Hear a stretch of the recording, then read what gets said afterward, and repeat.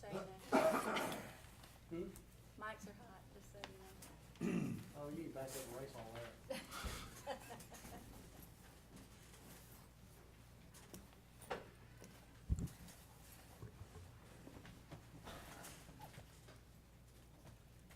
Clay went to go get the gavel.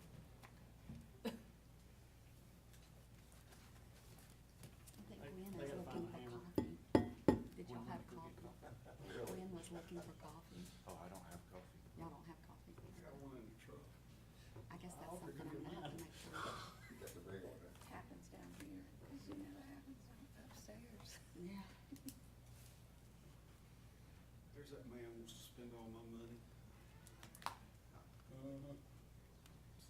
No, that's down the road at the school system. That's the guy with the easy job, there's no problem. That's a in State different County. one. That's right. If you want a cushy job, you take his. Yeah. So what's the school board doing with taxes? Raising them.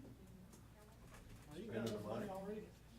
I mean, assessments went up already, 17% overall.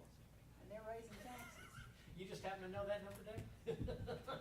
And you know, we are getting dinged by the state because we're under-assessed.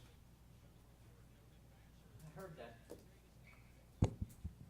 We're- I don't know how we're underassessed. All through the housing crisis, when everybody else's valuations went down, my house miraculously improved in value every year. Oh, mine's gone up 49% in the last I 2 don't know years. how it happened. Yeah, mine's up too, but no, when you get audited, they pull the sales and the appraisals. And we're lower than we should be overall. We're, in the audit, we get dinged by the state because we're underappraised in Spalding County, so. Well, who can we blame? Gwen? Y'all know I live in Lamar County, and when I Whose bought fault? my house, I got my first tax bill, and it was valued at more than I paid for it. And so I called up the tax commissioner, who was Geraldine Pippin at the time, and I said, "You have my house assessed for more than I paid for it," and she said, "Sounds like you got a good deal." Sounds like Geraldine too. And that was the end of that conversation.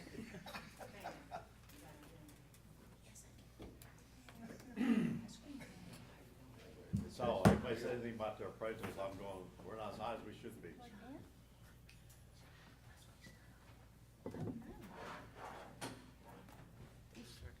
Good with that, when it comes time to sell. Well, I will tell you that 90% of people say, "Oh, my tax says too high, would you sell it for that?" No, it's worth more than that. 90% of the people say that. It's only worth what the bank says it's worth. At the end of the day. It's appraised too much for taxes, but it's worth more than that. You go, you can't have it both ways, folks. You've seen that little joke where you have the shanty that has Oh, the yeah. bank appraiser. We got it. Yeah. Thank goodness. That used to be on the wall over at Murphy's. Somebody backed that up for years. Here we go.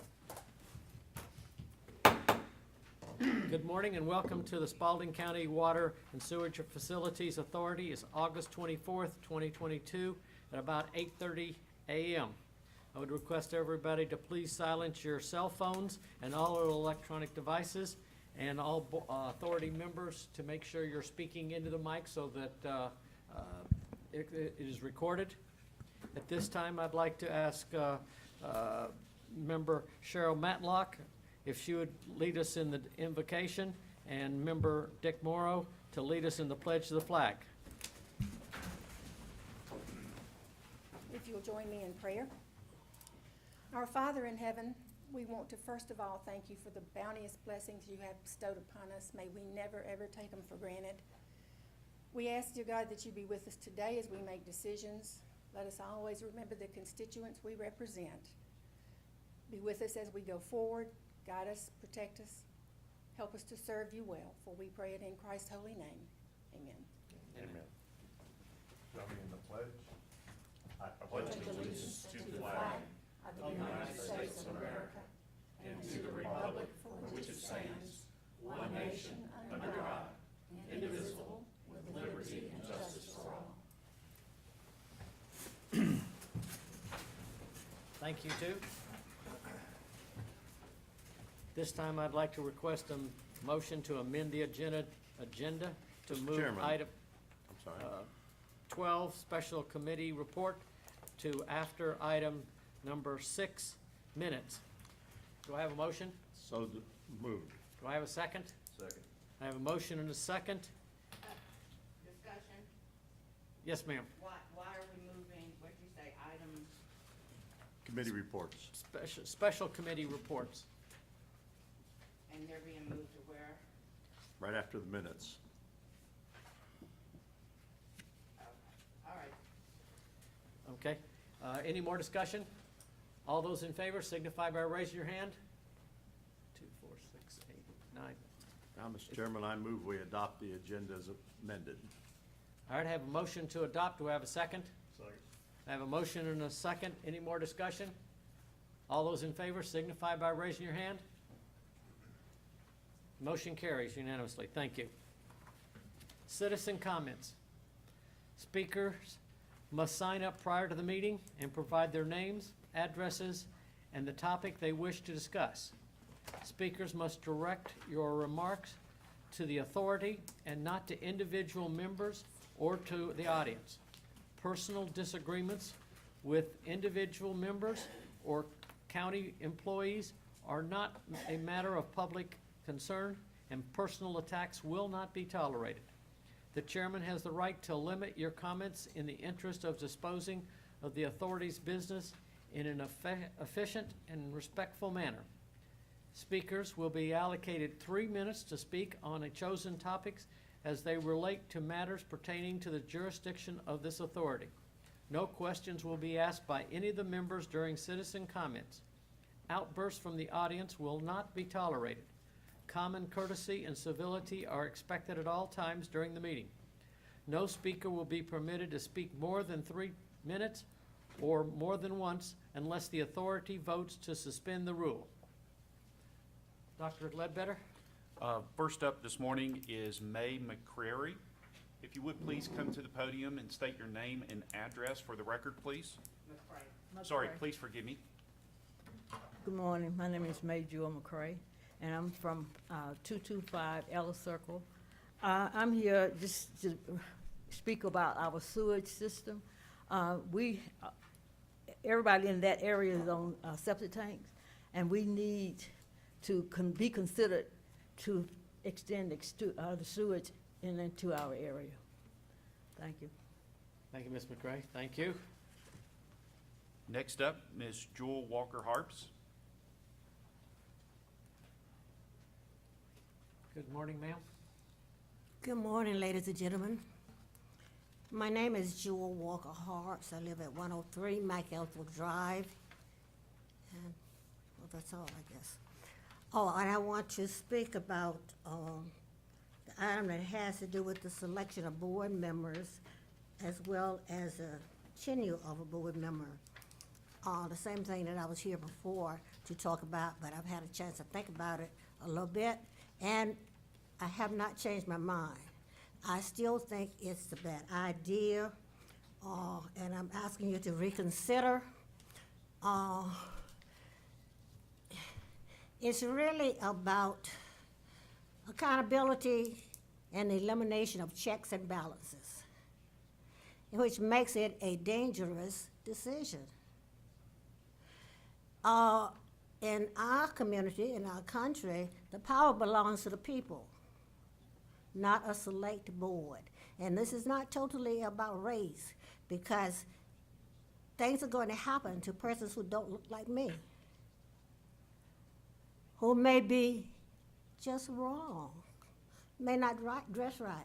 There may be another reason for it, but it won't totally be about race. And matter of fact, if you aren't careful, you're making a decision.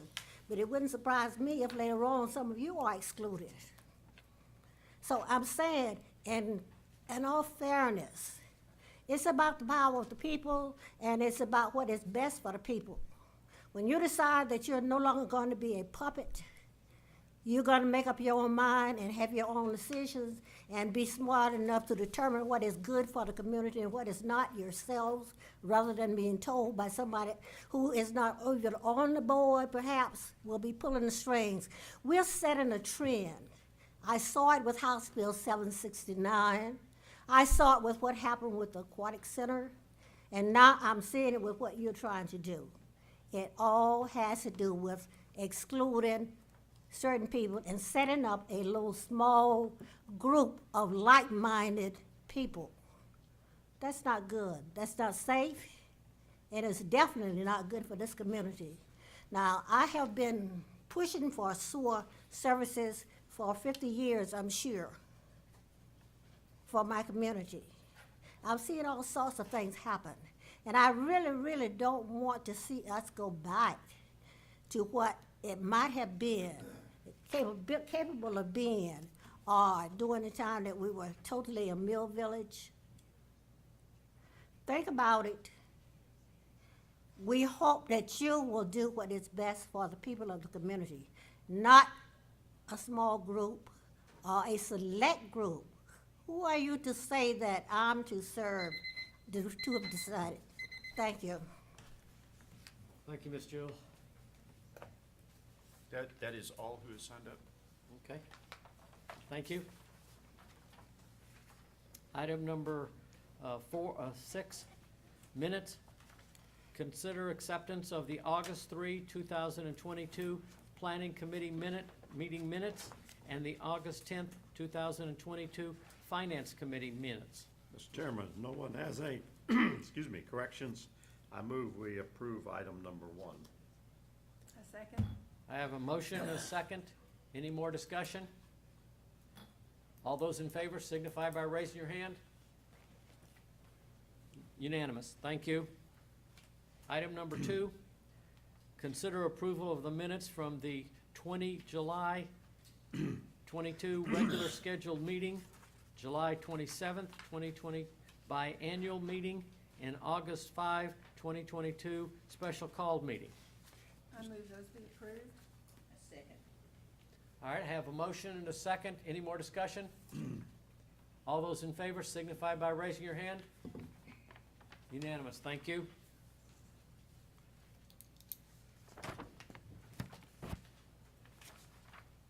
All right, now we have the new item. I'm getting to it. Just a minute. Special committee report. Mr. Chairman, I'll report on the planning committee, if you would, please.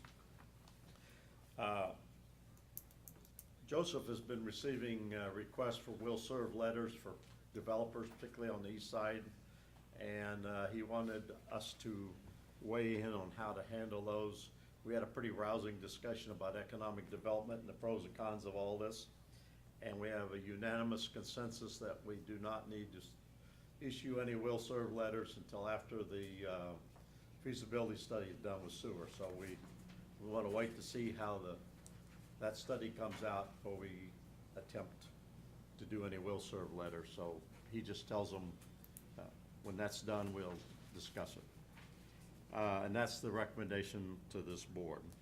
And number 2, there's a new subdivision out on Moore Road, Hardy Lane. And this is the advantage of having our own director and engineer. This developer will be running county water to his new subdivision, but not too many feet beyond this property is another water line, and this is a great opportunity to loop it and solve a problem. So Joseph has worked out a plan and a potential budget, and while they're out there laying the water line to the new subdivision, they can, if we buy the materials or work with it, they'll go on and run it past that property, those number of feet to our other water line, and we'd have a nice looping solution to a problem out there. So our recommendation is that we agree to this water line extension not to exceed $60,000 and keep from developing a problem, in fact, fixing a problem. Okay. And that was a unanimous consensus also.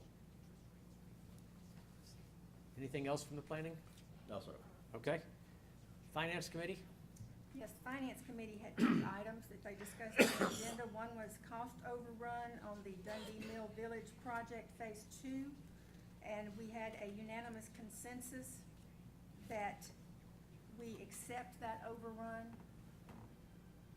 which will amount to approximately $200,000, and award the bid to Crawford Grading and Pipeline.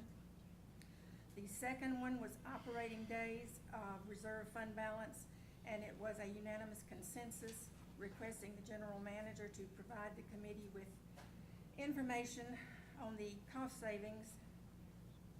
You can read this from the documentation, from the decommissioning of the plant number 1 when it becomes available, and provide a breakdown using the information, and to extend the number of days that we have in our reserve fund. Both of those were unanimous. Okay. Anything else on that? That is it. All right, going back now. Thank you. To the old item 7, financial report. Oh, excuse me. We have to.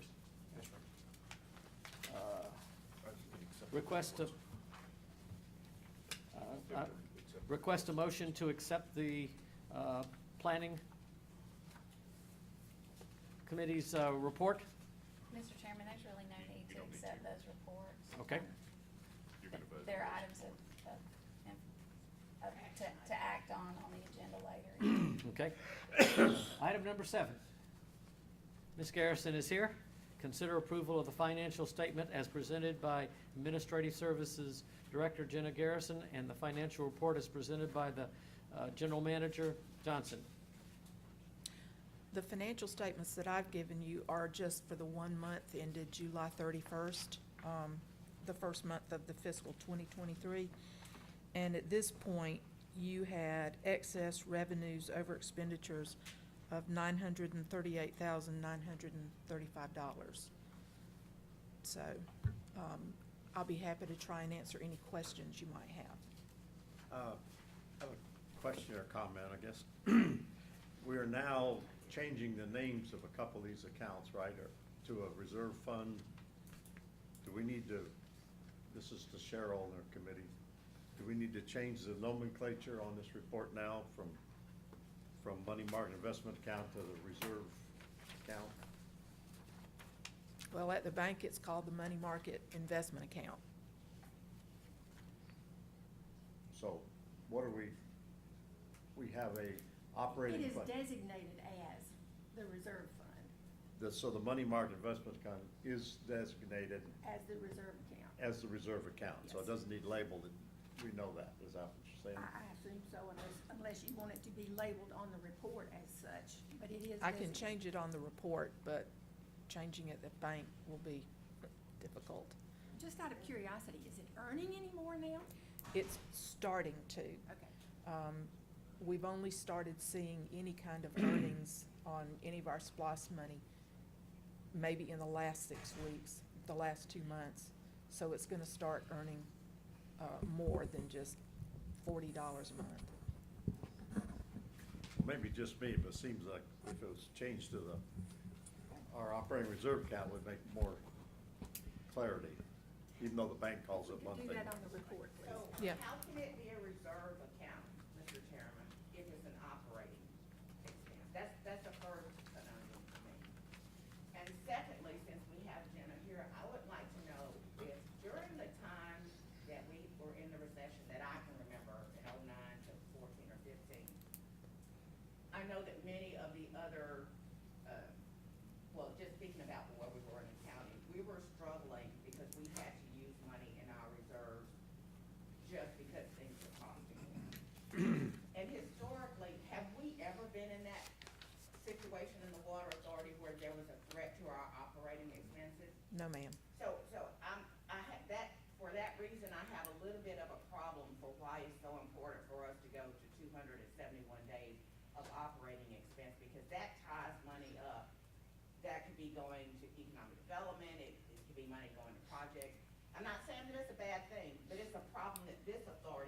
never had, even when the rest of every government in this community was struggling and had to use their reserve funds, we never did. So I just, want to say to people before we go down that road, it sounds good on paper, but is it really necessary for us to do that? And are those revenues that we could actually be using in the authority actively rather than sitting and holding on to the money? I mean, we have the option to go into the reserve, but why would we want to increase that when we're fine? We've been fine for 20 years. We've been fine for, I guess, 30 years in terms of being able to have a good operating reserve fund and never having to go and tap into it. So Well, that's my question and my comment. As Well, long as this you board- have customers, you're going to have revenue, because this is a business type or an enterprise fund. It's not at all like any of the other funds that depend on grants or property taxes or anything. This is a money-making, or it has revenue coming in. It pays for itself, yes. So that is just my concern. We know that down the road, or even presently, we're having projects that are costing us money. And to me, tying that money up and saying that it's sitting in reserve when we clearly don't have a history of having to use that additional money, or even the monies we have now, I think it's counterproductive. Now, I will say that the money that is in this money market account was the money that accumulated from funding depreciation by cash. The Water Authority back in the early 90s made a decision to fund 50% of depreciation on the water system in cash and to set it aside. And it was to be used, I believe, for water line repairs. So, y'all can change whatever the purpose you want this to be, but that was the original purpose of this money. So it was originally designated to be set aside for water line replacements when your system, became 50 years old and you had to start replacing water lines. I'm gonna respond to all this because this board voted to create a reserve fund, and Dr. Ledbetter asked other water authorities around, and the consensus was most of them kept a 270-day reserve fund in case of emergencies, floods, tornadoes, goodness knows what, just in case those worst things happen, and they kept that sort of as a designated reserve balance for emergencies. Nothing's ever said you can't draw from it for economic development or anything else, but just a rule of thumb, and this board voted to do that, so that's. Well, we voted to have a reserve fund, to call it a reserve fund, but not necessarily that we needed to expand it. All I'm saying, whenever we discuss these things, and I wasn't in the finance committee, but when it comes back to us as a board, having said that you discussed it in a finance meeting doesn't help the rest of us who didn't come to the meeting. And so consequently, someone like me is asking those questions to see how you got to that place. And I'm looking at the historical data associated with it to try to figure out how you got to there. So maybe I'm saying the financial report needs to be more expanded so that those of us who weren't at the meetings can know what the decision process is. And to answer what it is you're saying, Dick, yes, we voted that it was important for us to keep a fund balance. All I'm simply saying is that if we want to move forward, we know that we're gonna be using money, such as with the feasibility study, which nobody had that in a master plan. But as we go forward, I'm just simply saying to tie ourselves down to something that, is kind of like, I don't know if you guys can remember back in I was here then, there was complaint that some terrorists might come and put poison in our water system. And somebody was coming to talk to us to put some tap on the water line, when all we really had to realize was that you can't put anything in the water because all the pressure runs the water out. So we were preparing for something that had no way to happen. And that was because many of us were inexperienced. When I'm looking at this, I'm looking at us projecting on the same end. I'm not wanting us to project for the worst case scenario. Let's project for the best case scenario. I'm just gonna stop talking after that. I mean, I think I made my point. I'm sorry I held y'all up. That is the second item of business to be discussed as part of the finance is the number of operating days in our reserve fund balance, and Joseph has some information to present on that.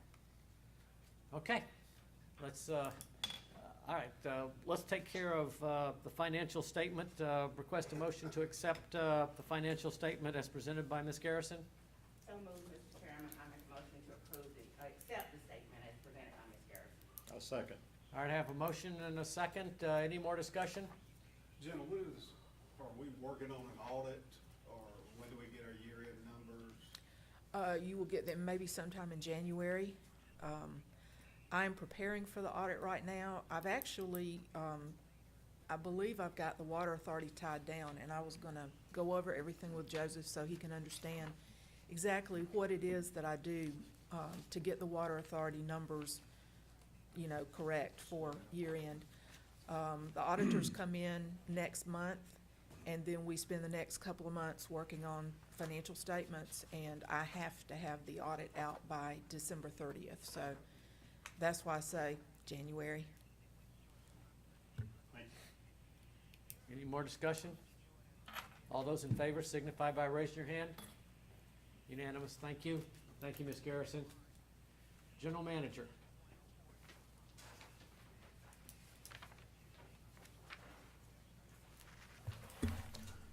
So what I'll be presenting is a little different than what Ms. Garrison did. This is based on the revenues and the water consumption sold presented by the City of Griffin for July. The total number of customers are up to 15,190 customers. So far, year to date, we've sold 81 million, almost 82 billion gallons.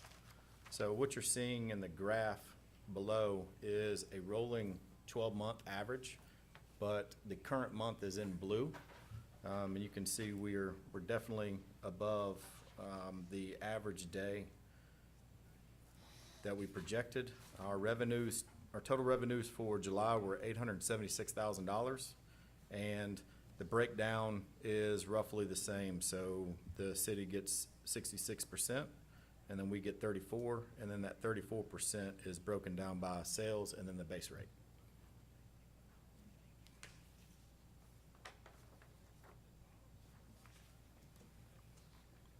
And the total number of operating days we have in reserve right now is 186. Comments or questions of the general manager on this? Right?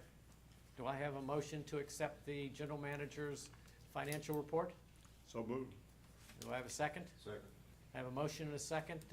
Any more discussion? So right now, we got a little bit over 6 months of operating reserve. Okay. Most places would love to have 6 months, yes. All right. All those in favor signify by raising your hand. Unanimous, thank you. Thank you, General Manager. Water Superintendent's Report. Consider approval of the Water Superintendent's Report as presented by General Manager Johnson. So we're still in the process of updating our new development sheet, but if we flip to the non-revenue water, there was a total of 1.4 million gallons of water that was put on the ground due to various exercises, hydrant flush and service leaks, and main breaks. That does include the flushing events that our staff does on a monthly basis. Going to the next page, we'll show you in July, we serviced 175 fire hydrants and put roughly 387,000 gallons on the ground. And one metric that we need to pay attention to is currently as it stands based on the historic, I didn't use all of the 7 months. I only used 5 months because January was we were still getting up to speed on how we were tracking. Right now, it's taken us 24 months to cycle through all the hydrants. So the reason why I want to bring y'all's attention to that number is we are performing the work for the fire department. One of the metrics for the ISO is touching the hydrants every 12 months. So we're tracking right now that we're going to be touching them every 2 years. I'm hoping that with the decommissioning of plant number 1, we can repurpose the operator into a utility tech that will then, we can put 2 people out there. So this is gonna be a work in progress, but currently as it stands, it's 24 months. Mr. Chairman, may I ask him a question? Yes, ma'am. Joseph, so, we weren't really checking, and when you're saying checking, are we talking about opening the hydrants and letting water go out, or checking whatever it is, the chemical part of it? We weren't really doing that, and I know that we decided that the fire department would pay to buy the hydrant, but we're paying for the maintenance thereof. So, I know before, since we were only doing just a few, that maintenance cost was here. But in terms of you now saying that we're hitting the one every 24 months, when we really need to be 100% of that, we need to be hitting one every 12 months. Did you account for that in your budget? Because obviously that is the goal that you said, is that we need to hit all of them within a 12-month period. So there shouldn't be any impact to the budget on the normal staff, because currently, I think, based on what I'm seeing, I think people were actually touching the hydrants. They just weren't capturing the data correctly. So when we redeploy the wastewater operator to that function, we're still rolling the same amount of trucks. The only thing that may end up impacting our budget is if we come across more faulty fire hydrants, because we are finding some where they're taking some work. So how are we accounting for the water loss when they're opening the hydrant? I mean, obviously, if we've only been doing 12 and now we're trying to do 24, all of them done in 24 months, all of them done in 12, that's an extremely large amount of water loss, and how are we accommodating for that? So right now, we are not paying for that water. What we're doing is we're capturing it and providing it to the city of Griffin as a maintenance function. So they're accounting for it on the water audit. So we're actually not being billed for the water loss. And I'm working on that metric because Mr. Cannon asked for it. If you look at the water production dollar calculation, it's roughly like $10,000 so far, year to date, that we've actually expended on the ground. So I'm gonna add that to the report. I think it would be misinformation if we took our wholesale rate, because it's gonna show it's a large dollar value, and that's truly, we can't erase that. We're never gonna be able to take away the flush volume. So if we look at it on the production dollars, it's negligible. It's less than $50,000 for last year that we put. So, but right now, the city of Griffin is not charging us for it. It's a maintenance function that, as long as we provide them the results, they're just capturing it on their water audit. I think it's a good move. I appreciate you getting us up to track on what it takes. I mean, we talked about being water first somewhere down the road, but I know all of these little things add into that happening, and I just appreciate you doing that. Well, thank you. Yes, that was important. Okay. All right, continue on, please. And then the meter cell summary. So if you look in the top right corner, you see that meter sets and water taps waiting. Well, that is a function of when Mr. Granger retired. I can say that we have hired the supervisor position.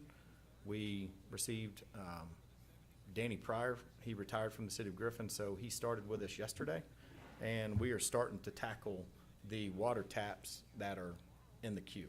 So this number will start going down, but we're still tracking for water sales, meter sales. We're roughly 91% of what we were last year at this time. So there's just a couple of that, and it could be builders just haven't come to purchase them yet. But that's it, sir. Comments or questions about that part? Okay, continue on.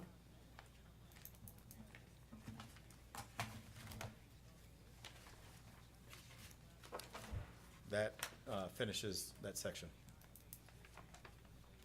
All right, consider approval of the water superintendent's report as presented by General Manager Johnson.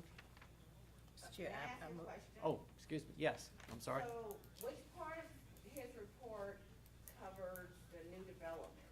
Are we gonna do that next, or are we gonna do it? So if you look at the July of 2022, the new developments are the East McIntosh Road, the Highway 155 gas station, Vineyard Park, we have 74 lots, County Line Estates, 18 lots.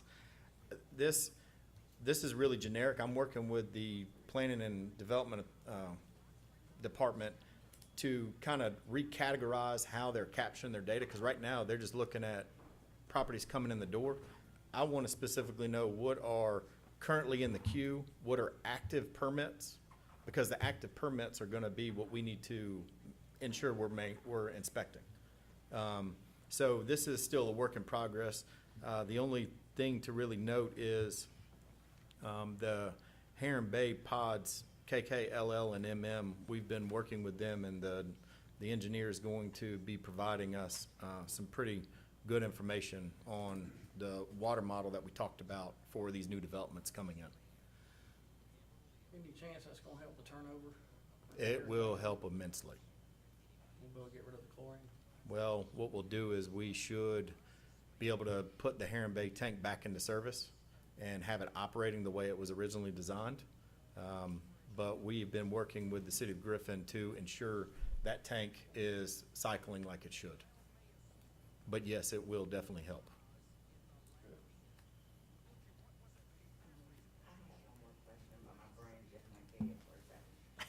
Okay, so these developments, I know that when Steve, the county manager, not Steve, the secretary, came on board, we talked about it being an integral part of planning and development, that at some point there needs to be a check mark on the front side rather than the later side, where you've had an opportunity to look at what effect that development will have on our ability to provide services. So is that in place? I can put my other hat on. I very much appreciate that conversation, because one of the things that we've done in the last few weeks is we are in the process of making the transition from one software package to another software package. So we're moving away from City Tech with Charles Abbott to a software that MuniCode puts out. It's called Civic Gov. And it affords us the opportunity to communicate across all of our departments. And Joseph, in his role as general manager, is a part of the checkoff for every new development that comes in on the front end, not the back end. So he is a part of that checkoff, and without it, the process does not move forward for permitting or for land development. So I'm glad to hear that starting Monday, it's my understanding that they're going to turn that software package on Monday for us to begin using. So it's taken us about 45 days to make the small step that we've made toward that new software package. One of the other things that it will afford us to do is provide analytics for our future project developments and our current project development. So we'll be able to see both. We'll be able to see what's coming in line right now for the team that's working, and then what's in the queue for us to begin working over the next 30, 60, 90 days. And Joseph has been a vital part of those conversations and been a part of bringing that software online. So, and the reason I asked that, Mr. Chairman, is because I did have a conversation with Joseph, and we talked about the development on McIntosh Road that is right off Camden Road. It is clearly in our sewer service area, and somewhere a decision was made with community to provide sewer service, but no one ever came and got permission from us as an authority to allow them to come into our sewer service area. We don't have a policy, and we talked about this, which may be something we might do in planning. We don't have a policy governing how we will we're obviously making decisions to let other providers come and provide sewer, but we're giving up our service area. We need a policy that determines if they franchise pay us, or how that works, because we're clearly giving up our area that we have the ability to have power over. And I don't want to see that happen with the other developments coming down the road, that they're making decisions about us without us even having any say-so in it. So, I don't see how that can even happen. say again, Wade? I don't see how that can happen. We're the authority. I mean, But it happened.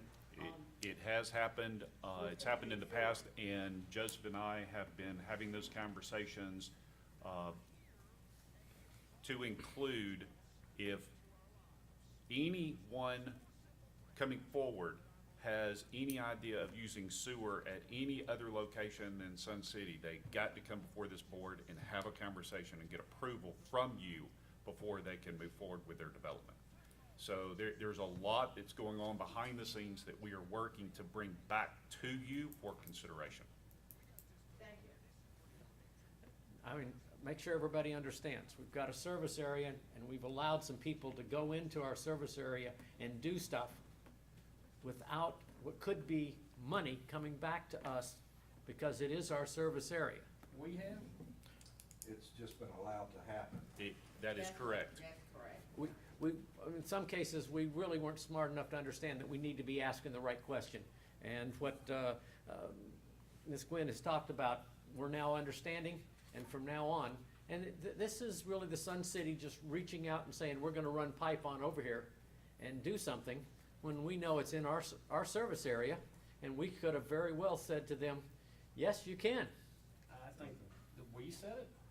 So how Well, what happened, we didn't have a general manager. I'm asking that the When these authority. things just No, happen. the answer is no. We did not. We did, as the Water and Sewerage Authority, we did not say it was okay. So- That is one of the reasons why, Our attorney needs to send these people a letter and let them know those days are over with. yes. My question to you was going to be, do you want me to look into retroactively collecting franchise fees and looking at actually what was done, what decision was made, what people justifiably relied upon? Because I would assume that, that community services relied upon the information that they were provided, even though it did not come from us. And was that reliance justifiable? Do we even make a new business item? So, and we don't have a policy about it. We do Yes. not have a That's the policy other about thing. it. My recommendation back to this authority is afford Joseph and I an opportunity to finish our investigation before we bring this back to this authority for consideration. That's one of the reasons why we have been having these conversations in the background. We have got to uncover all that's going on before we can have a good, solid discussion with you. How long is that gonna take? We should have that finalized within the next 30, 60 days. Well- Because there's a lot that we've got to consider. Well, one stopgap that we do have, I can't speak for what was done before I got here, but when the plans were being reviewed, the plans were only being reviewed looking at water. So if they had sewer, the water authority was approving the plans.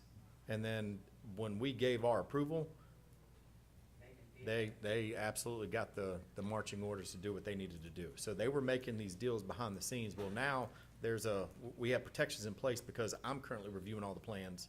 So these are the discussions that we're having. And there's what is it, the Cayman landings up off Teeman. There's 26 lots right now that they're thinking about tying into the Sun City Peachtree that we're gonna pump the brakes on. We're gonna have a conversation before that ever happens. This is a great thought process first for us to understand that we weren't doing. We need a policy first and foremost about where we're gonna go in the future. We can talk about retrofit, getting the money back and all that other stuff, but we need a policy in the future to go forward. And that's a And great point. one thing to keep in mind is through this sewer feasibility study, if we start entering into these agreements, now we could possibly use this as some leverage on our side.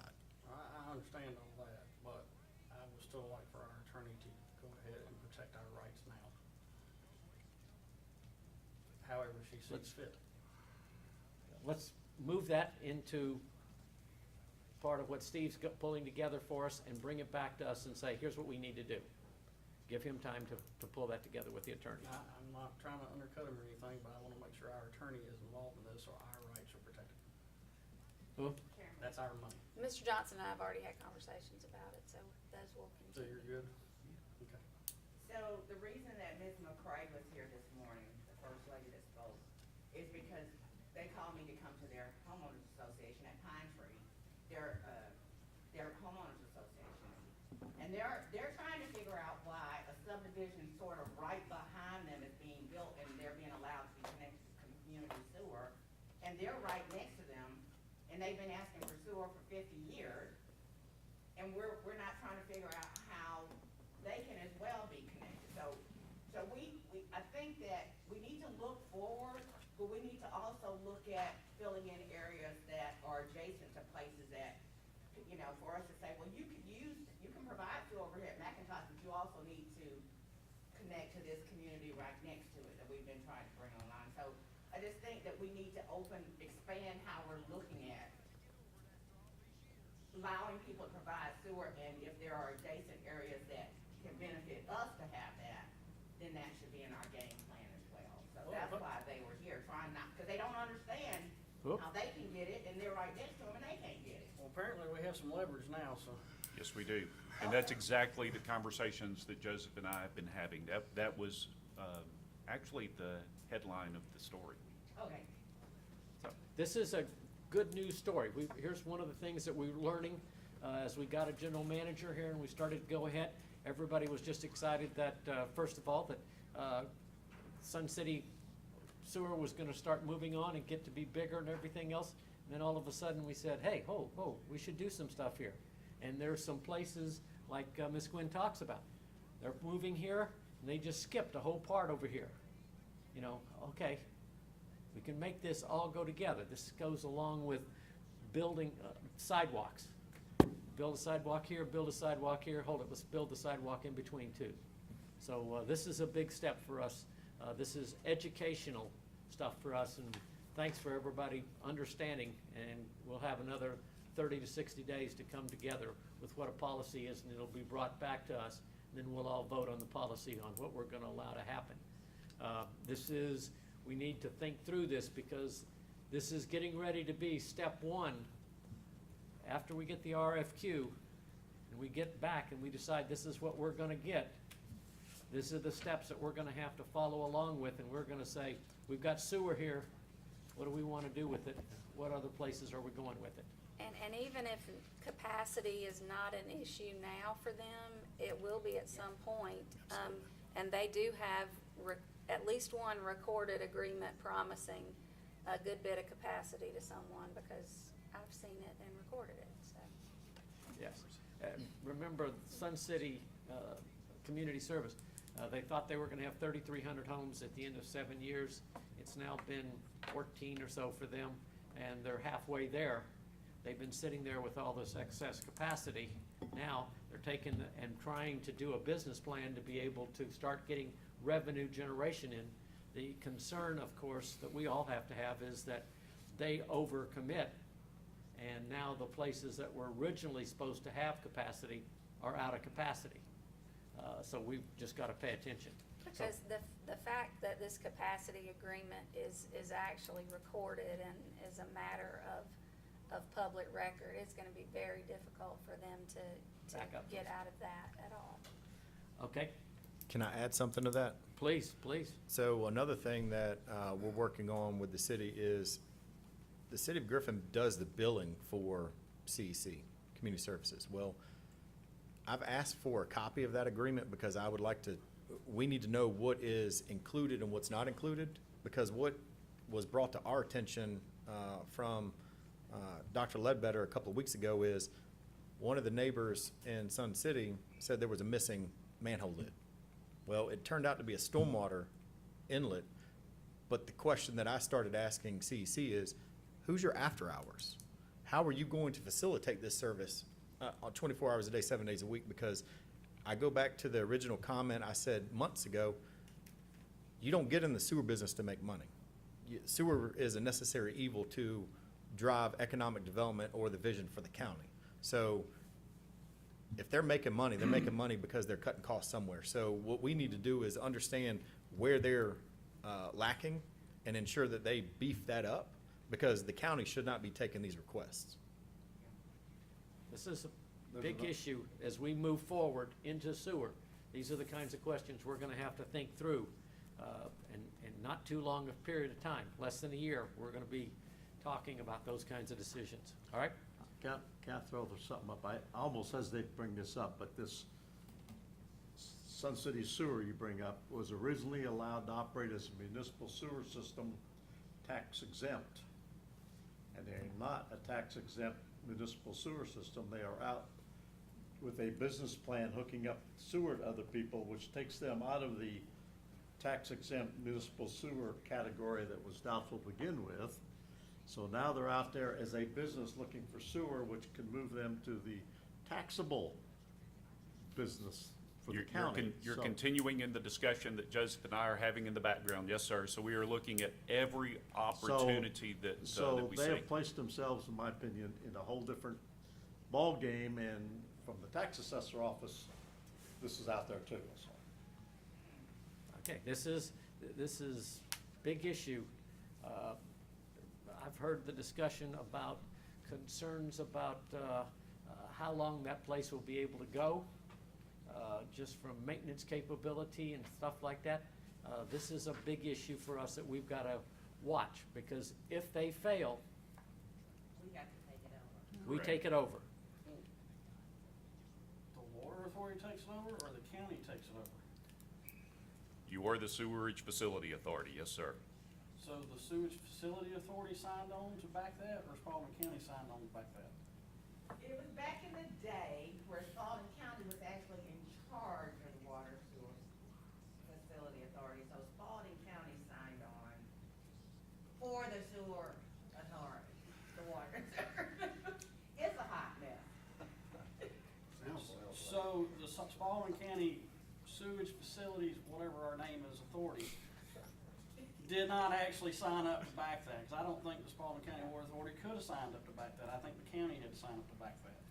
Typically, it's a taxing authority that approves those, that backs those things. Okay, so it's not automatically our hot mess.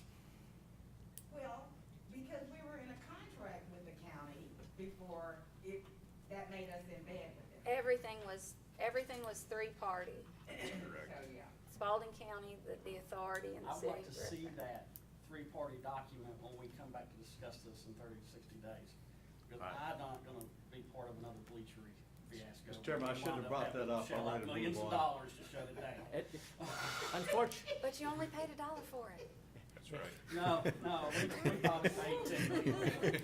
okay, let's move on. I wanted everybody to understand, the reason I let this go for so long is I want everybody to start to thinking. We have not been thinking through the sewer issues. They're starting to come up already. We've got to start putting our head and getting it wrapped around these sewer problems and issues and policies that we need to making. So, all right. And that is an excellent point, because this authority has in often, over the last several years, waxed and waned as to sewer, whether we're gonna be in the sewer business or not in the sewer business, so, Well, technically, we got out of the sewer business. Yes. And technically, we're getting ready to get, No, Statement of we're work, doing yeah. a feasibility study. We haven't committed to yes, anything. I agree, yet. but we'll move. I know there's a bunch of people licking their chops right now, Okay, but we haven't had that vote. let's move on. Yes, the vice chair is absolutely right, okay?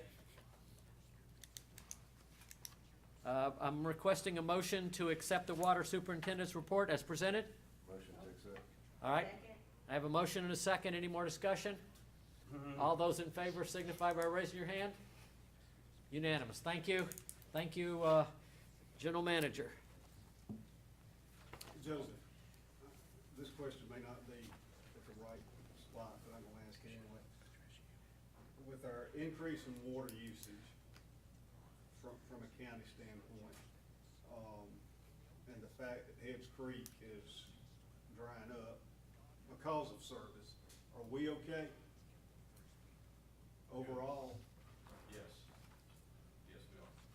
If I could speak to that just a moment, we didn't, make that decision lightly. That was, in conjunction with our design engineer, Hayden Sawyer, that's, our engineer of record for the dam project at Heads Creek Reservoir. We ran a model to, identify what our risk was in the event of a worst-case scenario drought.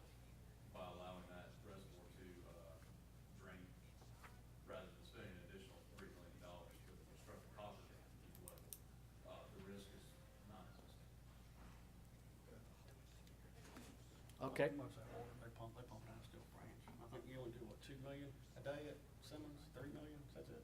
Yeah. Enough to keep the bearings lubricated? All right, Yeah, we were withdrawing from the river intake, which feeds very simple plant, so. trying to move us on so we don't sit here all day. Thank you. No, it was a good question. We needed to hear the answer. All right, old business. Lift from the table and consider approval of the following amendments to the current Water Authority legislation as recommended by the Bylaws Committee. Mr. Chairman, I move we lift these issues from the table. I All right. second. Have a motion and a second. Any discussion? Yes, sir. yes. Yes. First of all, I'd like to say that, Mr. Chairman, no discussion on a Oh, motion that's to right, you lift from can't the discuss it table. till it's, Okay. All those in favor signify by raising your hand. Mr. Thank you. Chair, Thank you, Attorney. Mr. Chair. Okay. we didn't have, do we have discussion? no, not on lifting. Yes, we do. Not on lifting, you can have discussion on passing. But yes, you can have on lifting because when it comes to lifting, or only those a person who may vote to lift from the table would have to be a person who was on the prevailing side to begin with. So I would like that clarified before we vote to lift, is who is going to make that motion, so that we will be legal. Okay. We unanimously voted to table them. Well, no, I voted against it. Yeah, I think you did too, Mr. Marsh, Mr. To table them?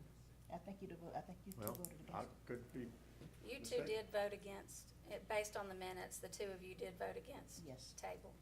okay. So I want that clarification. Thank you. Okay, So the motion to So lift you've has gotta to have come a from motion. So somebody. we do not before have a we do motion. it. You do not have a On the motion. prevailing We side. That's a very you good don't have a point. valid motion or second to lift. All right. I'm looking for a motion to lift from the table. Motion to lift. All right, have a motion. Do I have a second? A second. All right. All those in favor signify by raising your hand. All those opposed, same sign. Two opposed. I like that, Mr. Delaney, that's excellent work.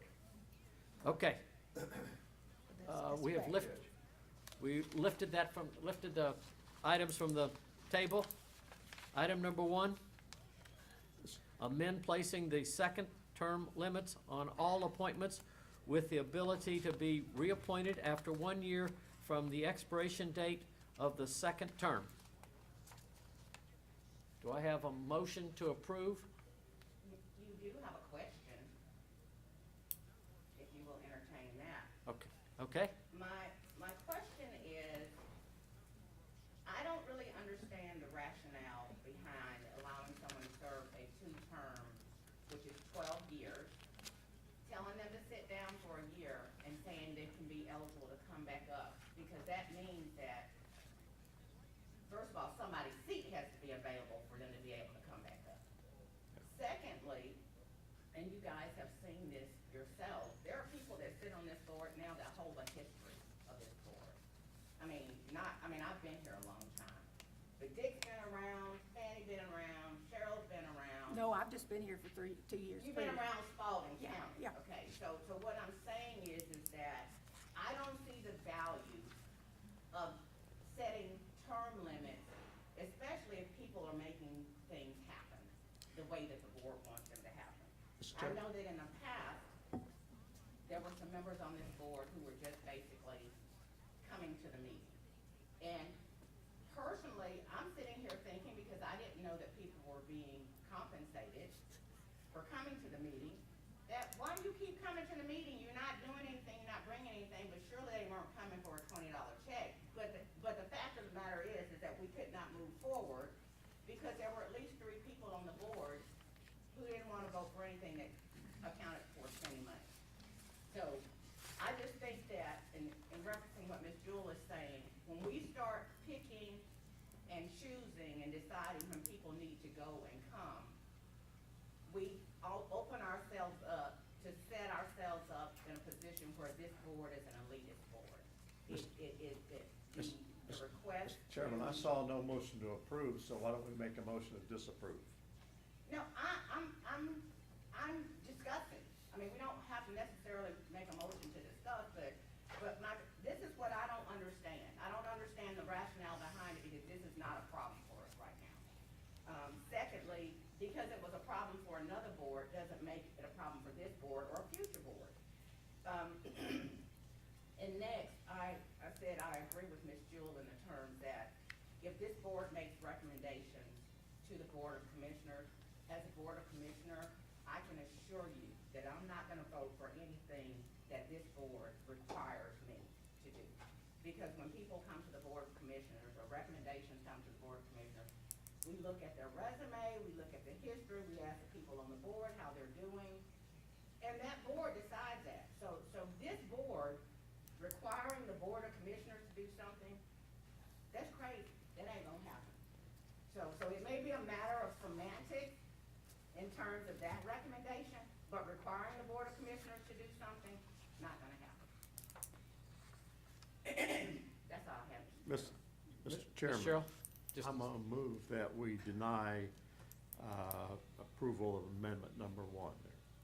Let's, You've got a motion on the You've table. got a motion. okay.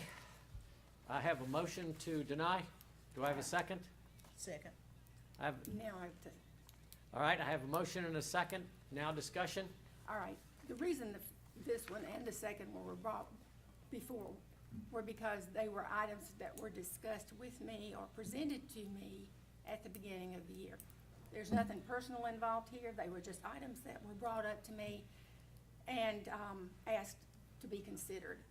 The term limit, I mean, the thing about coming back after a year, that was a secondary thought. But, for example, we had a member whose term was limited by the Board of Commissioners this year. We serve at the mercy of the Board of Commissioners. So that was one of the reasons it was presented. Both of those were presented upon request of other board members on this board. Whether they pass or not is up to us, but that was why they were presented. Any more discussion? All right, we have a motion to deny the first one. All right, all those in favor of denying, all those in favor of denying, please raise your hand. Unanimous. No, it wasn't. No, Cheryl did not. I'm abstaining. You're what? Abstaining. You cannot abstain without Okay. providing a valid reason. All right, so I'll all go those no. opposed, say, okay. All right, Mr. Chairman, even though I believe item 2 is a better one, I think it's a non-starter with the Board of Commissioners. They're not going to give up their power, and I move that we deny amendment number 2. Second. All right, I have a motion and a second. Discussion. Now, any discussion? That amendment has been brought about because of Bill Bryant. Let's go ahead and get it on out there and be done with it. I think, you know, the Spalding County Board of Commissioners is certainly entitled to do whatever they wanna do. That's their job, that's their duty, that's the founding legislation of the Water Authority, they appoint the boards. But in the end, it is in the best interest of all parties to work with each other. If we don't necessarily get what we want out of the Board of Commissioners, we control economic development in this county, is all I've heard for the last 2 years. So at the end of the day, it's best that everybody work together and agree with each other and come to a consensus on things like that. That's all I got to say about it. Mr. Chairman, we as a Board of Commissioners, put on that hat, the Board of Commissioners, we welcome recommendations from the Airport Authority, from the Development Authority. They send us a letter and say, Jim has been doing great, he's an integral part of our staff, he blah, blah, blah, blah, blah. And we look at that and say, okay, they want him, he's doing good, anybody have a problem with that? And then that's, I mean, there's no problem with us, you don't have to ask us to consider it. If this board makes a recommendation to ask us to consider the candidate that they recommend, then that's what we'll do, along with the other ones. But just the fact of requiring them to accept this, it's not right. I think somewhere down the line, there was a miscommunication. Yeah. So yeah, I say as a board, we need to, if we have specific people, we need to write a letter and say, hey, this guy or this girl is doing good, they're bringing this and this and this to the table, they've held this position on the board and done blah, blah, blah, we want them back. Why would we not put them back on there? Because we don't know what's happening in the board, but just don't require us to reappoint. It's a matter of semantics. Even if the wording were changed to requesting, is there not a procedure that the county has about listing an order? Yes. We go through the book by the date that so everybody understands the way it works. We go through the book of physicians, and the first person who put theirs in and signed off by the commissioner is the first in the book. We'll then vote. The first person who gets 3 votes, no matter how many, 1, 2, or 5, we just keep working through till we get 3 votes to be able to do it. And the importance of an authority or a board saying this is the person we want weighs heavily, as Ms. Gwynn has said, on us to be able to do that. So, yes. I think that should maybe be a policy and a housekeeping issue for the authority, not necessarily an amendment that we're gonna send to the Georgia State Legislature. All right, so far we have a motion to deny. Any, and seconded. Any other discussion? All those in favor signify by raising your hand. Unanimous, thank you. Last one. Mr. Chairman, this, the one amendment I'm in favor of for several reasons. One, this is a business board with a multi-million-dollar budget, and you would hope you would have folks that are qualified, show up, so on, and I think there ought to be a payment for that. Wade will tell you, I'm gonna ask Wade to tell you what other water authorities compensate their members around. Would you do that, Wade? It varies widely from anywhere from $500 a month up to $1,500. So, Now, this is not that size authority. yeah, I'm not recommending that sort of thing, but I believe there ought, I believe there ought to be a payment for this, and I do this because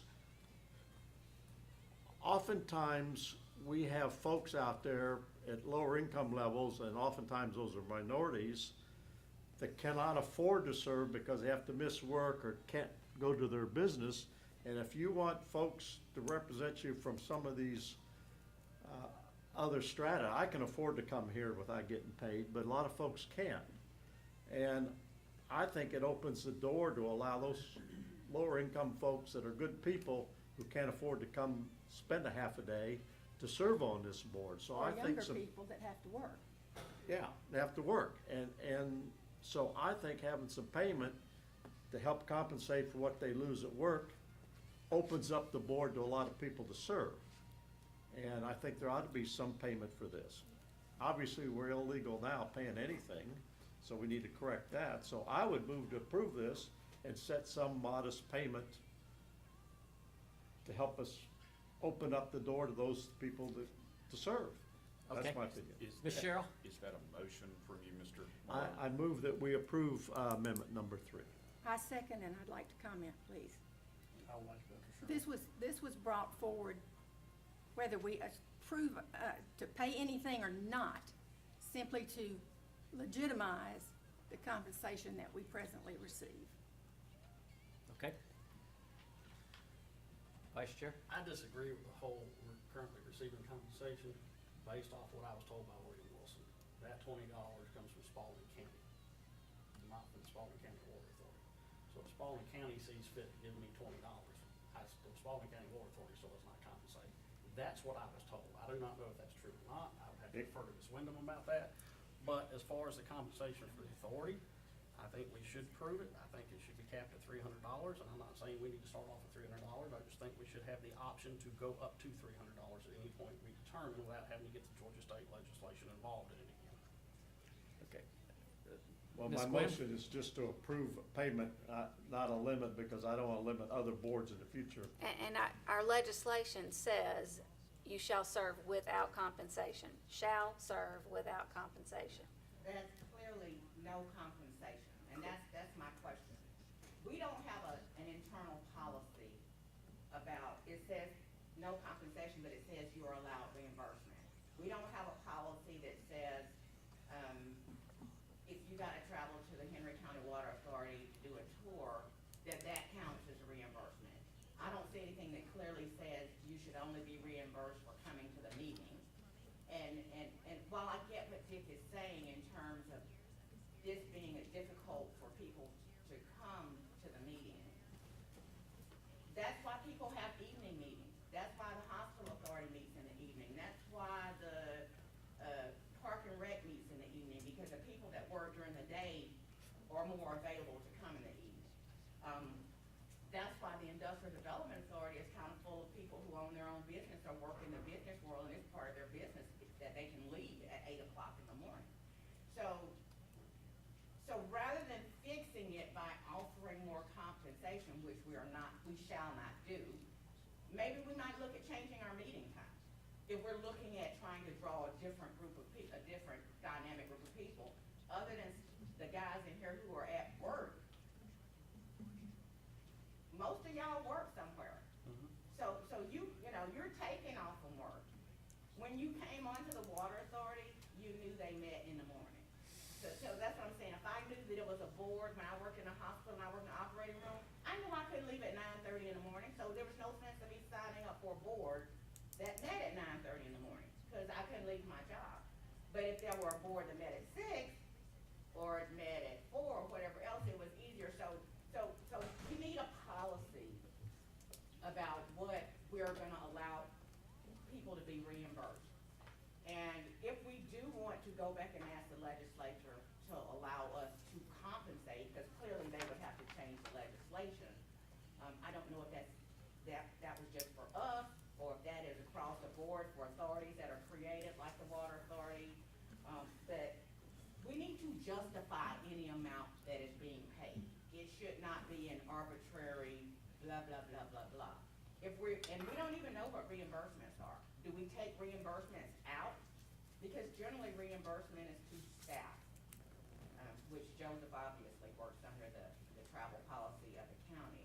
And maybe it wouldn't be a bad idea for us to look at that. But I think this is just, it's clear as mud. Take this for a second. Mr. Chairman, I believe that we need to approve this amendment, allowing for it, and then we'll let the Finance Committee and this board decide what the pay should be, if any, and what the policy is. I agree, we need a policy, but I think we need to approve the amendment and make it legal, and then figure out what we're gonna do.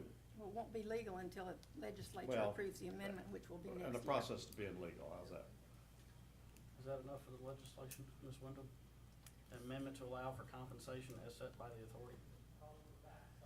Yes, I mean, I would provide them with some legalese language that would just adjust that one section that says you shall serve without compensation. What do we do about the public? Okay, I know at least 4 people on this board who have on multiple occasions said, our job is to take care of the ratepayer. And if we want to serve on this board voluntarily, are we serving the ratepayer for compensating people to serve on this board? I'm just trying to look at it from the directions that everybody on the outside will look at. We haven't raised the water rates or anything, but you gotta look at how people are gonna look at what we're doing and then what happens down the road. You guys are getting paid to be here and my water rate is going up. How much money in a year, is that $60,000, is it $70,000? How much difference could that have made in the rate of my water? Well, So yeah. That's all part of the policy discussion to come. But I think we need to. Because you could, I mean, it's just to allow for compensation, it's not to set what that compensation we just need to is. allow That for would it be if we're set gonna by do it. policy of this authority. So unless we change this, we really need to stop paying the $20 a month. Yes, ma'am, and that has been my advice. I mean, you We can have a call motion it a and a per second. diem, but you never have. It is not, you have no provision for turning in expense reports or anything like Yeah, that, so. And compensation is supposed to mean you are being reimbursed for, you're being compensated for what? For a job done, For missing basically. work, for, That's re- for showing up? Your time. For the job, yes. We need you're right, we need a policy for that, but we need to make it legal first, so. I think we're done discussion, I'm gonna call for the question. We have a motion and a second already, do we not? Yes, do. you do. All right, I have a motion and a second. This is to approve. To approve, That we allow for compensation, that's all. Not set Sunday, doesn't do anything, just allow for it. And so, it but gets shouldn't it, it be that we ask the legislature to change the? that, Yeah. that, now let's make sure, that's, at this point, that's all we're doing. Asking the legislation to change the rules so that, and then we can come back and decide what to do on our own. So first steps first, if they say no, doesn't make any difference. If they say yes, give it back to us, then we are, what's the word, in control, Cheryl says, control of to what we make our do. future. All right? Mr. Marr, could you amend your motion to clarify that it is to provide this information to our legislative delegation? Requesting that they allow compensation. Yes, sir. That's my motion. yes. All right, I have a motion. Do I have a second? Amended second? Okay. I have a motion and amended second. Any more discussion? All those in favor signify by raising your hand. Unanimous. Thank you. No. Ms. Fanny did not vote. Ms. Oh, Fanny I'm did not vote. It's 8-1. I'm sorry, I missed that. 8-1. Thank you to the bylaws committee for that work and pulling that together. As you can tell, that was pretty tense for us. Assuming the legislature honors that, then I think our finance committee ought to talk about this and bring some recommendations to the board. Agreed. All right, new business. Review of bids and award of contract for CDVG FY '21 Phase 2 Dundee Mill Village Sewer Project. Mr. Chairman, this is the recommendation from the finance committee that we do this, and I move that we approve the award. All right, I have a motion. Do I have a second? second. All right, General Manager, you have any comments? All right, any more discussion? Yes. Where's this at and what's this going to? So this is phase 2 of the CDBG project over at the Dundee Mill Village. Okay. So this is stepping down. This was already, I think, a 3-phase plan to finish out that area. And this would go to the outfall that was just put into service So this it's year. on the Cabin Creek. Yes, sir. Okay. Mr. Chairman, so how come it's $200,000 more than we estimated? So when the estimate was done, it was done 18 months before the bid took place. That was the PER that was submitted to DCA. So based on the information at the time, the estimate was roughly $1.3 million.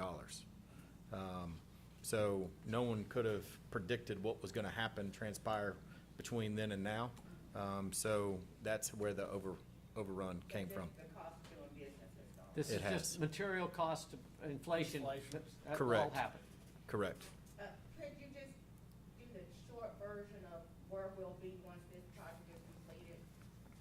Like, once this phase is completed, are we gonna be done with that, or what? Or do we have another phase that we're trying to store? I think there's one more phase left.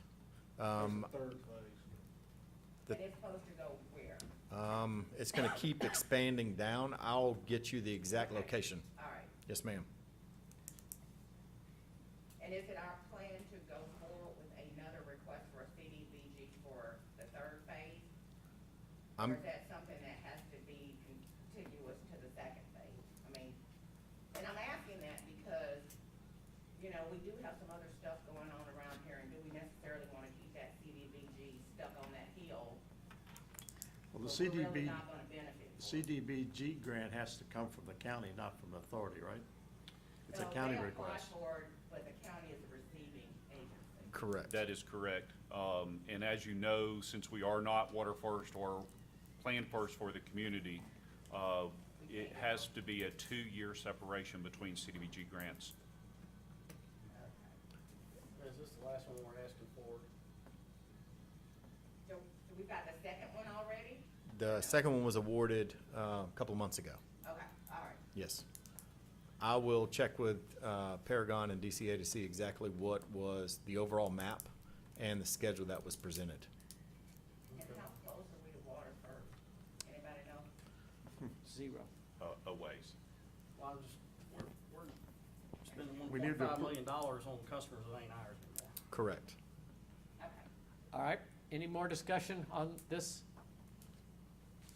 All those in favor signify by raising your hand. Unanimous, thank you. No, 8-1. You voted for or against? I voted for it. All right. There was, I was slow to raise. Okay. I saw it. All right, item number 2, consider approval to award the Water Authority Plant Number 1 decommission project demolition to Complete Services LLC in the amount of $500,357,350.58. All right, all those numbers are correct. Just make sure. And consider approval to award the Water Authority Plant Number 1 decommissioning sludge removal to All South Environmental Services in the amount of $305,980.50. See, I got it right that time. For a total project amount of $843,330.58 as recommended by the General Manager, Johnson and Paragon Consulting Group. Mr. Chairman, I move we approve this. All right, I have a motion to approve. Do I have a second? Second. I have a motion and a second. Any discussion? And thanks to the county, this is coming in way under our original budget because we don't have to tear down part of that old building. They're going to use it. So. Significantly. That's what I was fixing to ask, is this done deal price? So Not done deal mills, but done deal price? the demolition, yes. The only variable cost that we have right now is the sludge removal is an estimate. It's a conservative estimate, but it's basically going to be whatever the weight scales, invoices, the tickets that All South provides to us from the dump. So, may I, what is it going to look like once this is completed? What are we gonna have on the ground? So you'll have the big pond will be there. The SBR basin, and I'll provide everybody an updated map of the plan that's of what's going to be left. But basically, you'll have 3 structures. There'll be a fence around 2 of them to keep people from, I guess, hurting themselves because it's going to be a 20-plus foot hole, just a concrete structure. But everything else is going to be taken down and grassed. Is this what they're using for the skate park? Correct. So I'll take my secretary hat on and put my county manager hat on. It's my understanding that the Water Authority or Water and Sewerage Facility Authority is interested in donating the property to the county for a park. TJ Emberger is in conversation with University of Georgia to do a capstone project for this facility to indoctrinate this park into our system. But to give you an idea of what that will look like when it's finished, we don't know yet because we have not heard from the Water and Sewerage Facility Authority whether or not you would be interested in donating this property to the county for consideration as a park. Is there actual green space there on our property at all? I don't think there's. is Oh, there? it's a a significant large area. Okay. All Yes. right. Question, what's the purpose for leaving those basins? So, per the, I don't mind taking that. okay, So the purpose for leaving those basins, TJ and Brad Sweet and Greg Stansel have all toured the facility. They brought an individual from Atlanta down who is affiliated with the BMX Racing League as well as the Skateboard Professional League. And they were both extremely interested in the facility to the point that they were talking about making it a part of the X Games. So those structures could be utilized. Those structures can be utilized, yes, sir. That's the key. They want to keep them. They want us to keep them That's our cost savings. Absolutely. That is correct. All right, but let's, sooner or later, we're gonna have to come to grips with, do we want to give that land to the, county? Or do we want to sell that land to the county?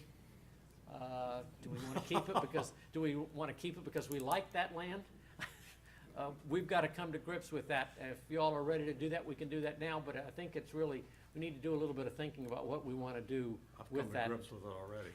Just as an aside, yeah, I'll take my secretary hat on, and put my county manager hat back on. If the board decides to sell the property to the county is gonna require that you take it all the way down to subgrade. We'll buy it for $1. Oh, they'll buy it for $1. We're gonna sell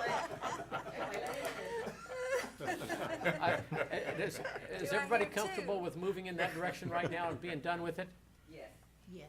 All right, do I have, no, let's finish this one. All right, do I have, everybody in favor of the motion? Raise your hand. This is for the money, okay? Second, do we want to Mr. Chairman, I amend the think, agenda I think to? it needs to be, we need to be done with it, pumped out, dry, and then you come back and see if we're gonna get rid of it. I think it's Yeah, premature. And at some point, I think if we just can get once it's done, Joseph can make a recommendation through the planning committee and coordinate what we think is gonna be in the best interest of that garden. Well, okay, Decommission, everything's already been approved by the EPD, correct? Yeah, EPD's really, they've been really easy. The only thing they're asking for is a plan and a letter. So once we approve the contractor, I'm gonna submit the drawing and a letter stating when they're expected to be done, and the NPDS permit should be terminated as of the end of, the demolition. Okay. all right. Joseph, what was the original bid? So we estimated $1.9 million. That's what I thought. And the significant amount of money was gonna come from the dirt that was gonna be required to fill in these structures. That's where it is. That was 1.9 compared to the 843. Correct. Yes, sir. Just kind of turn out, we can pay off this stuff earlier. Cool. All right, item number 3, consider approval of will serve letter procedure as recommended by the planning committee. Mr. Chairman, I move that we defer approving or issuing any sewer will-serve letters until a later date as determined by results from our feasibility study. Mr. Chairman, if Commissioner Morrow, I'm a Years ago. has-been. if he would consider changing his amendment to asking that we have staff create a policy that will say, presently, we are not providing sewer. This sewer, will serve letter. And I say that because it will be more than a year before we get our feasibility study. And in the interim, we're gonna have people asking us to provide this letter. So even if we create a one-year policy that says our policy now is not to provide a will serve letter, that would at least have us on paper saying we have a policy about not doing it. So if he would, Well- based on the recommendation that they said not to do a will serve letter, he'd make his motion to us that we have Joseph create a policy. We're not gonna do that. Well, I understand what you're saying, but Joseph came to us and asked us to direct him what to do, and he needs direction from the board, and so we don't have to have the feasibility study completely done maybe to make a decision. We might at some point be able to make a decision, so all I'm asking is he defer until a later date until we decide as a board that we're in a position to, but presently we are not in a position to issue them. So I don't know what date we will be able to. All right, Best we can do is a May serve letter. okay. What do you want? You came to the planning people and said, I want guidance. What do you want from us? What would that look like to us? You've heard 2 different versions of it. Which one of those would you like? I mean, if it's a form of policy, it's just, creating a policy shouldn't be hard at all. But would the policy have to come back before the board to get approved?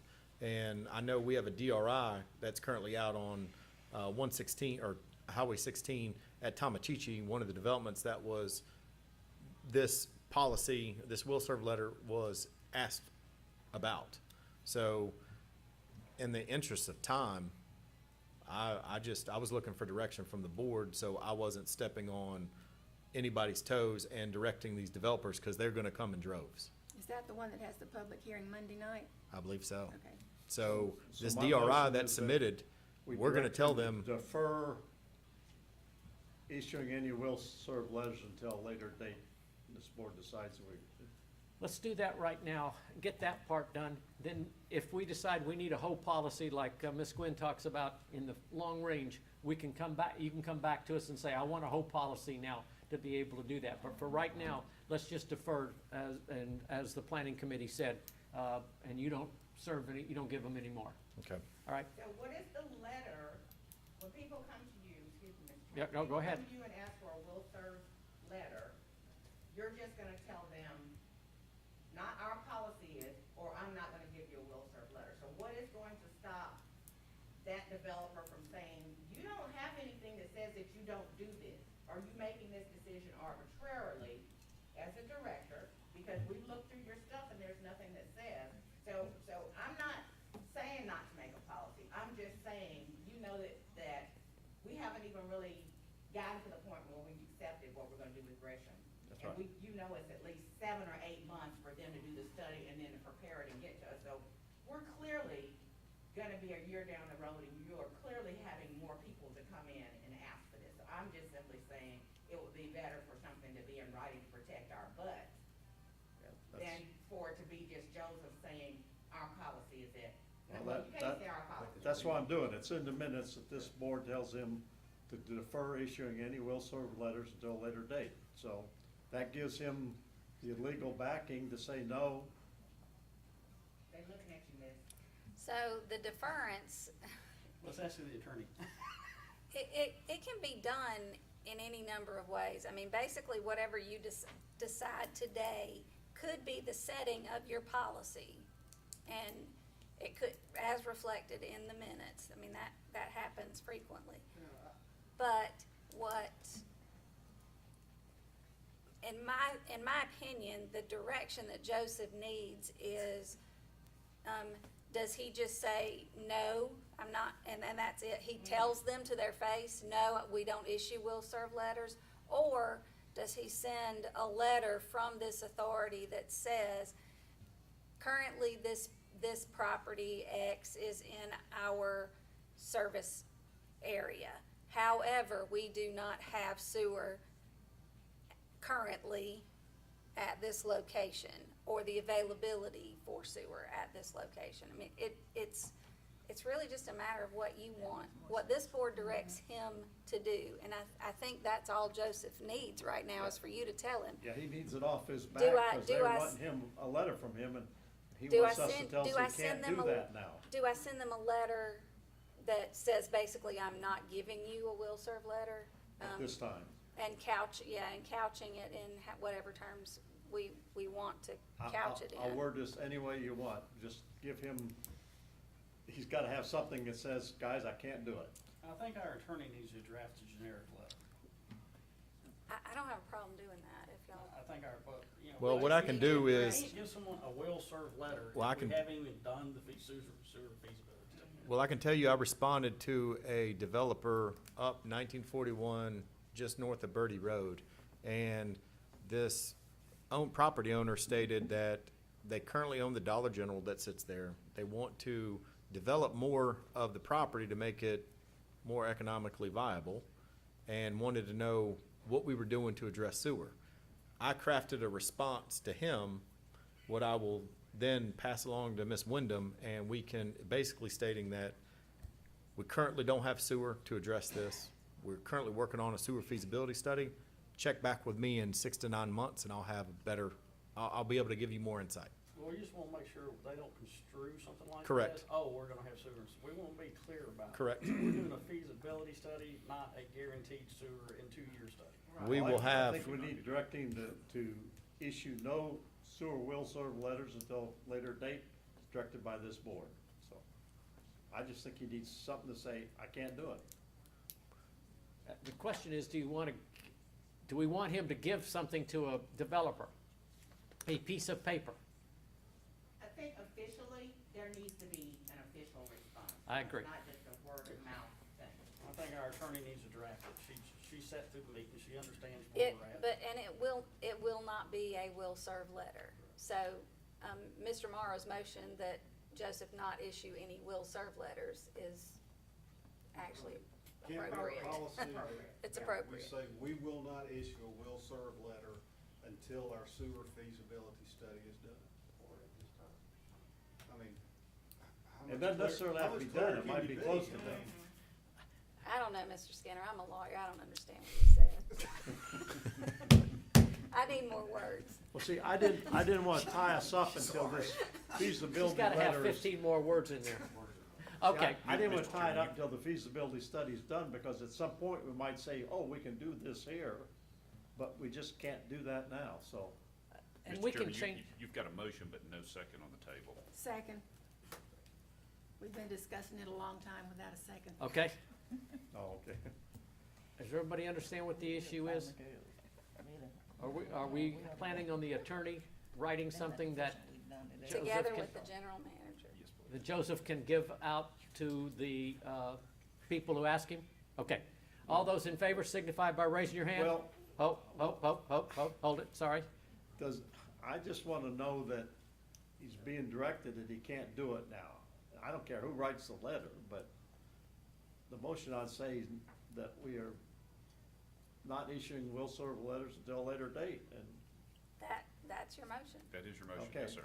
Well, what we're asking her to do is not a will serve letter. Correct? That's correct. It's That's not right. will It's serve. absolute, it's the opposite of a will serve. Some clarification on our decision today. All right, so Okay. first, It's just a written Okay, response so to she's requests clarifying what for we're will saying, serve not now. letters. all right, I have a 13th time motion, first motion. Do I have a second of that motion? Second. I have a motion and a second. Any more discussion? All those in favor signify by raising your hand. All right, unanimous, thank you. Phew. Yeah. So you started. Good luck, Charlie. Well, that was tough. All right, item number 4.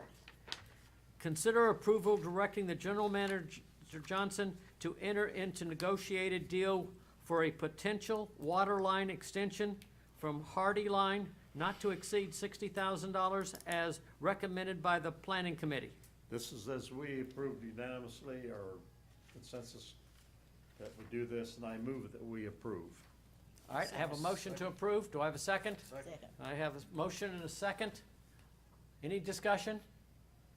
Mr. Chairman, my concern with this, I think I was at the meeting and I probably voted for this too. This is unanimous. You were. But my concern is, what is the game plan? I mean, I know this is convenient, but do we have other places in the county where looping is really costing us money because we haven't looped? And I would like to see, not that I'm not saying to approve this, but I would like to see an overall plan of where we would best be served in the community to create our looping program. And I don't know that you've gotten to that place, but we've always said that that has been a problem where we have these dead end lines, and it just seems like to not cherry pick. Yes, we can fix this one, but now this is a game plan for how we're going to go back into all of these other areas that we're serving and to create a looping program. And I don't know that where we are with that. Joseph? Well, that's good. That's a two-part question. So first, with this development, with them extending the water line to the corner of their property, it was gonna create a dead end line. So I saw the opportunity here to possibly work out I think we're all good with that cost part. share? Let's go on to the second part. The second part is to understand which looping project should be attacked first. I was hoping to have, wait till the water model was recalibrated, where then it could actually be we could quantify the area saying, this is the reason why we're doing this, because it's gonna increase or decrease our water age by X percent. It's going to increase the available fire flow in this area by X percent. So right now, unfortunately, I would pick the one that's easiest and least expensive, and that may do zero benefit. Yeah. So in the next budget, he's Yes, ma'am. recommending a water recalibration, so that we have this information. Put that on your list of things that you're supposed to be providing back to us in the end. That's all I have, Mr. Chairman. All right, any more discussion on this? All those in favor signify by raising your hand. Unanimous, thank you. Consider increasing days of operation in our reserve fund as recommended by the Finance Committee. Mr. Chairman, I'm gonna move we approve that.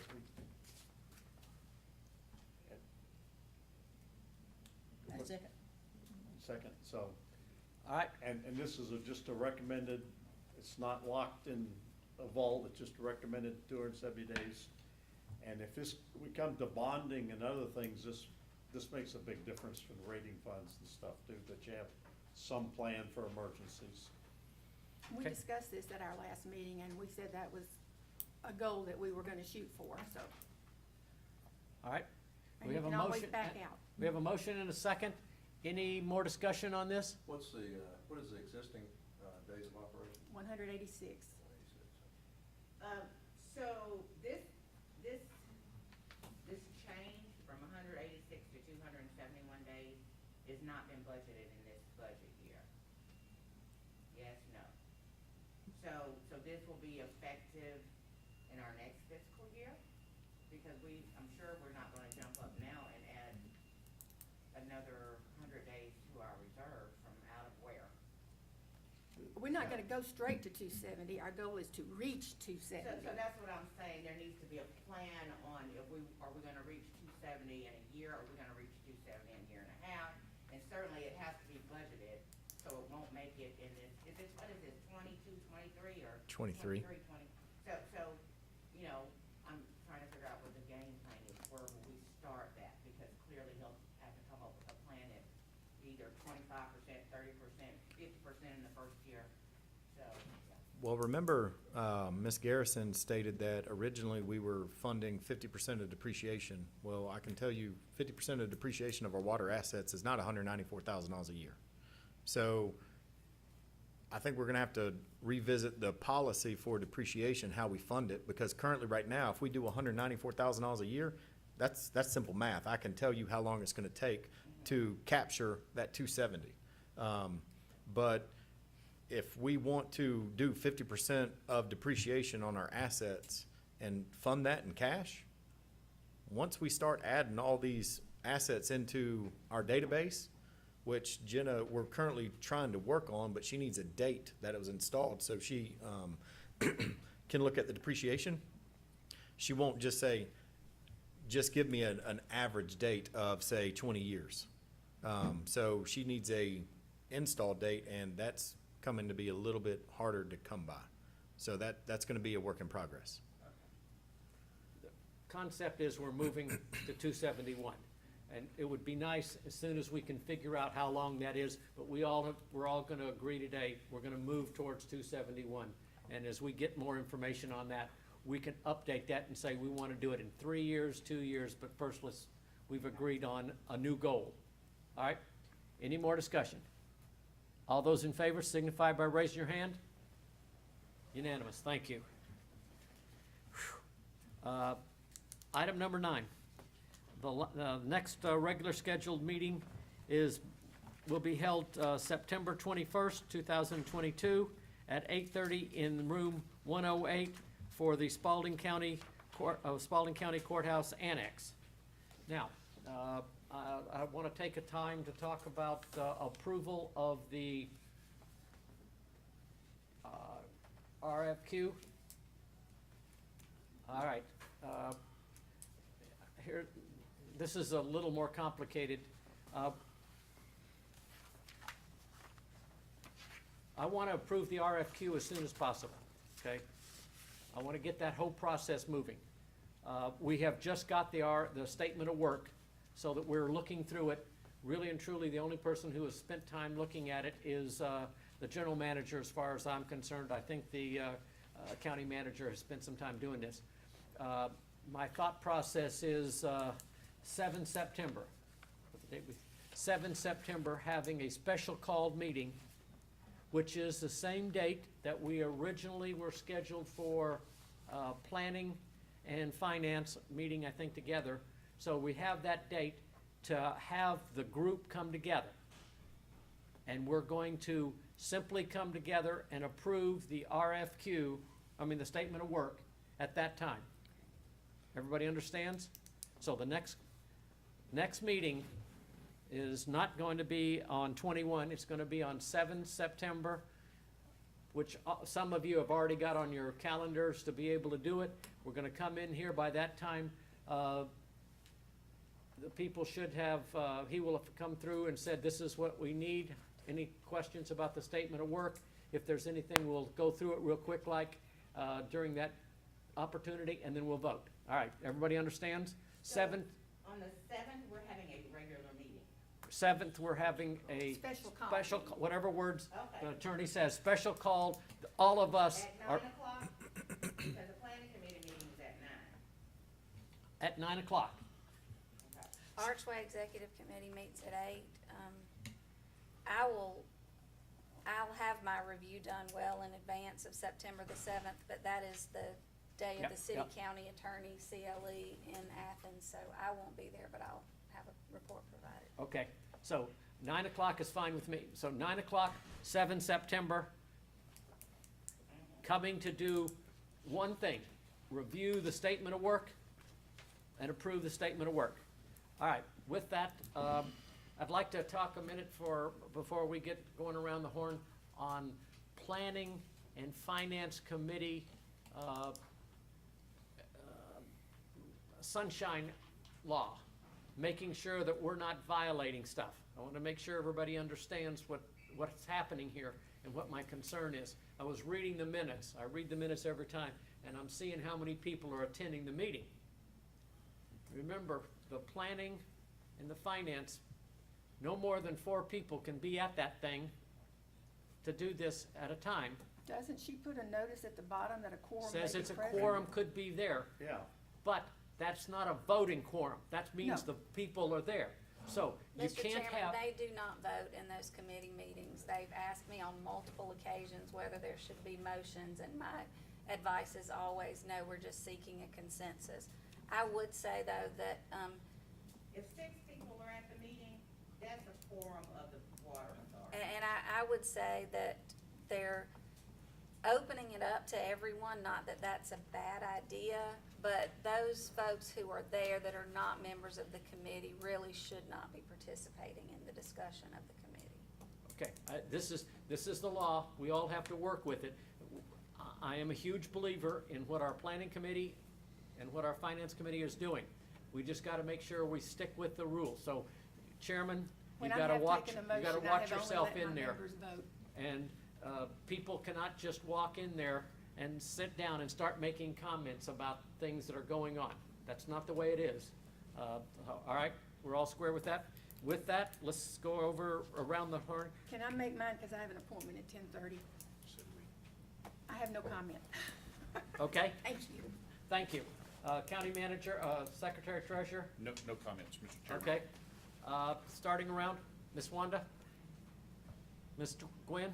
I'm very proud of the work that the committees have done, and I appreciate the fact that we have an opportunity in the full session to be able to understand everything that happened in the committee. That's all I have.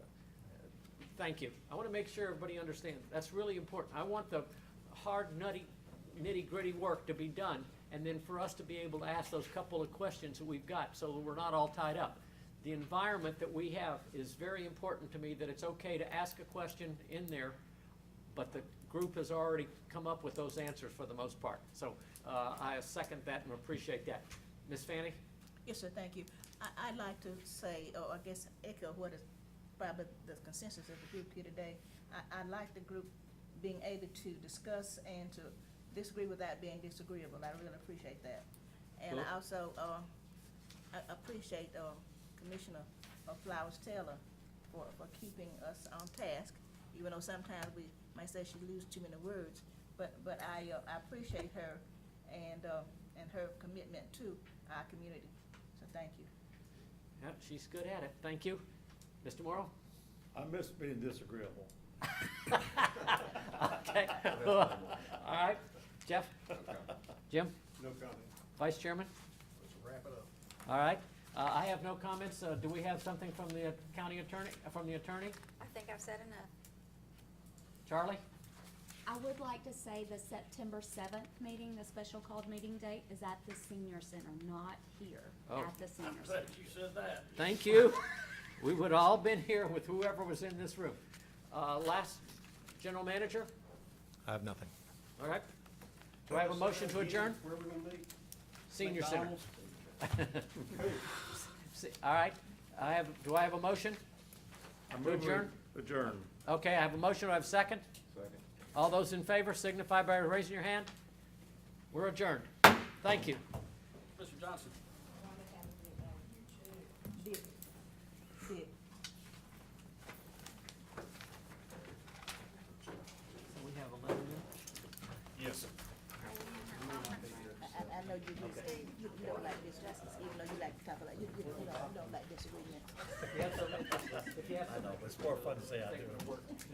You don't, you That's all. don't. You It's an just opportunity. a bigger lion outside when you see the teddy bear What inside. we're gonna do is reinstate these work. But because, somebody like you and Gwen, you've been there, you know the things that goes on, and it should go on. Appreciate you. So, I appreciate